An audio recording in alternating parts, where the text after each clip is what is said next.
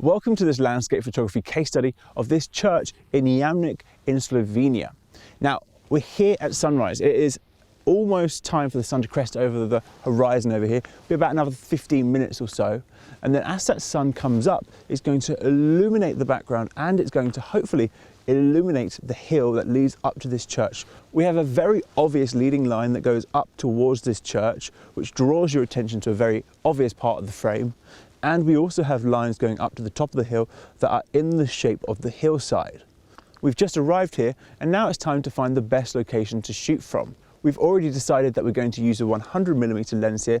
I did experiment a little bit with the 135 before we started filming, but the crop was just a little bit too tight. And with this scene and everything that's going on with the trees in the background and the shape of the mountain, it wasn't incorporating enough of that into the image. So we've gone for 100mm here.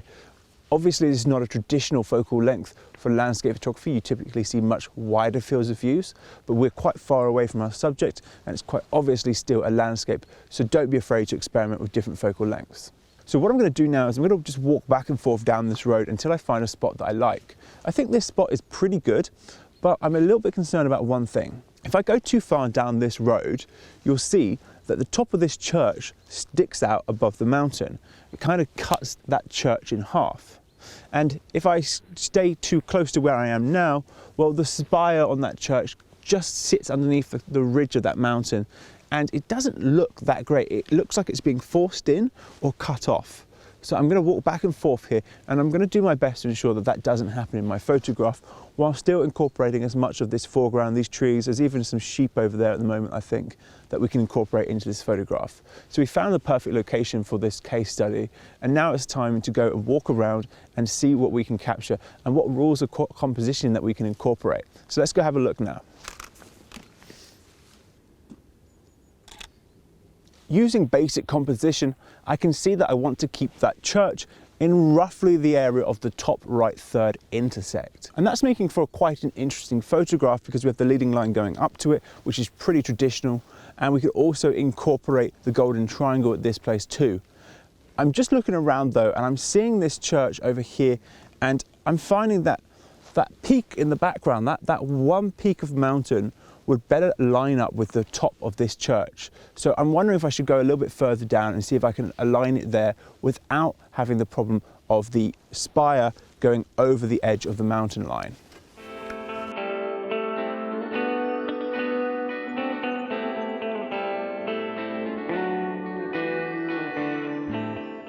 This location works really well for the composition I was looking for, but we do have the trees on either side and in the front of this frame here.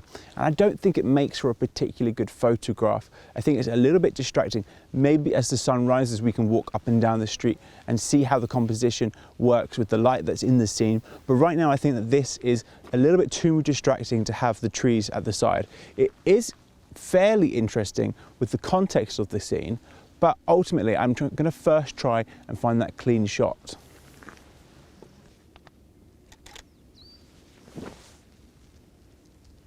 There is one way that I like this composition, and that's by switching to the 135 from the 100 to get a little bit tighter and then going into portrait. We don't get quite as much of the trees and we get more of a focus on the mountain line plus the church in the background. Because there's not much going on in the sky at the moment, there's no real clouds, we don't need to include too much of that, and we can have this foreground instead of the hill rolling up towards the church. Of course though, this is all going to change as soon as the sun comes out because we'll have different lighting to experiment with.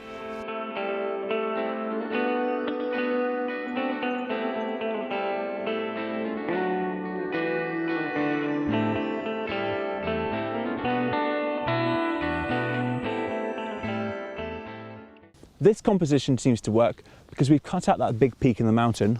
We have a bush down in the bottom left that's helping to balance out the weight of that church. And we have a couple trees standing up on the left-hand side of the frame to also counterbalance that visual weight. It's a good shot, but I ultimately think that we've come from too wide of an angle to get those rolling hills in the scene. But of course, we'll have to see as the sun crests over the mountain over there in about 10 minutes time. Just while I'm waiting for the sun to rise and illuminate this foreground, I can see it cresting over the horizon here, and I'm going to shoot directly into it. Be careful not to look directly into it, look through your camera screen But that's a beautiful shot. We're starting to get some flare coming to the scene.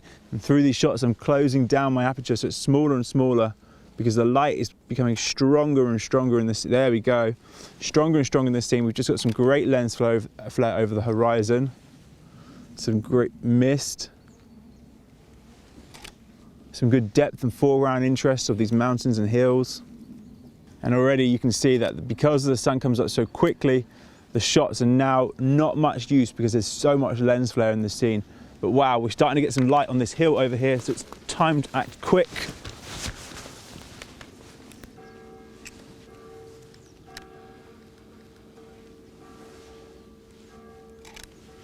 And just as I expected, that warm morning light is immediately being passed over this scene and onto the hill in front of me. It's adding some great color and light to the scene.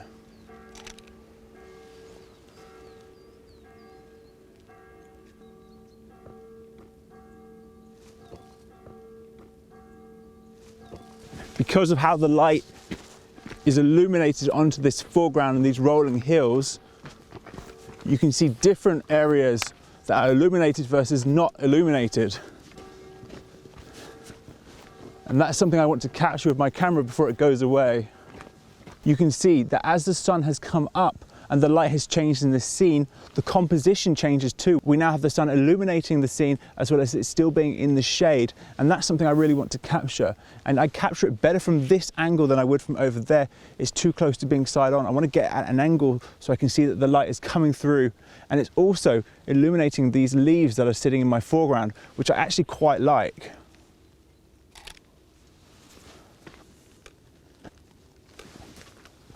By composing my scene like this in portrait mode, I'm able to balance the weight of the church with the weight of the tree in the left-hand side of the image. We also have the pattern of light and then shade and then light and then shade through this scene, starting with the bushes, the lawn, and then the trees in the background. It helps to create depth and contrast in this frame.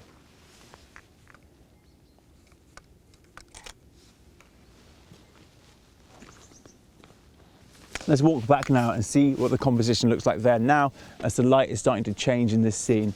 I'm hoping that we'll get a little bit of light on this shade area, and as it breaks through, we'll be able to capture that.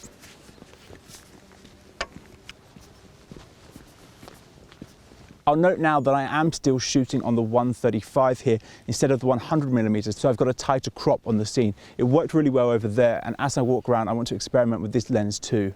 The one thing I will say is I think I need to get a little bit higher. I don't know how easy that's going to be, but I'm going to try and scale this hill a little bit, because for me this is the perfect composition. I just need to get that top of that spire in this scene. I think what I'm going to do is I'm going to take the camera off the tripod and do this handheld and try and scale up here.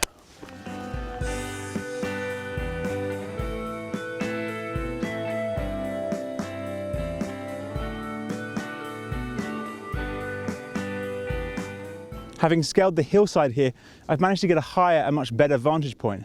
However, this vantage point meant that I was incorporating too much of the mountains while shooting at 135. So I ran down, replaced it for the 100, and now I have what I think is a perfect shot for this scene. So we have some lambs, what I think a lamb, in the foreground in the lower left. The church is in the top right. We've got the top of this mountain. We have the waves of this brightness and darkness, highlights and shadows on the hillside from where the sun is illuminating it, and it makes for some really great contrast in this scene. The sun is also high enough now to shine streaks of light through the background over the mountains. It may seem like I'm taking a lot of photos here, just constantly shooting. The reason I'm doing that is because the light is changing very, very quickly, and you have to take multiple photos so you can review later and have a look. Yes, it's better to stop, think, work out what's going to be the best possible shot and wait for it to come, but it's really unpredictable in a light like this. So in this situation, you have to keep shooting anytime you see something you like, and also if you're shooting handheld, take a couple shots for safety. I'm shooting at 160th of a second here, which at 100mm should be fine, but with a little bit of camera shake, especially from heavy breathing, having climbed this hill twice, you might find that there's a little bit of camera shake, which is why I'm being very cautious. For the final shots, I'm going to scale the rest of this as like a little platform up here, and I'm going to see what that composition looks like too.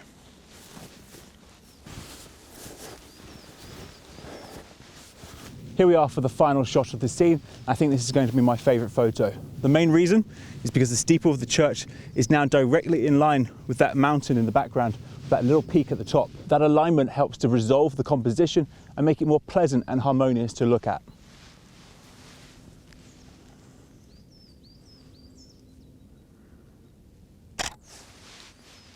The real beauty of this scene is not the church, but the hills in the foreground and the shadows that are cast across it with this soft morning light.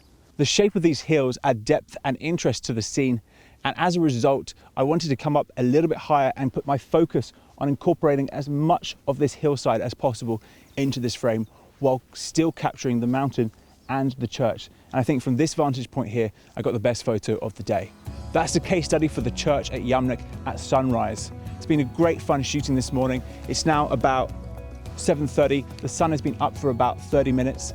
Usually within about an hour of shooting from the sunrise, the best light has gone. So we're going to keep shooting for another moment or two here, then hit the road and get back to bed. Thanks for watching.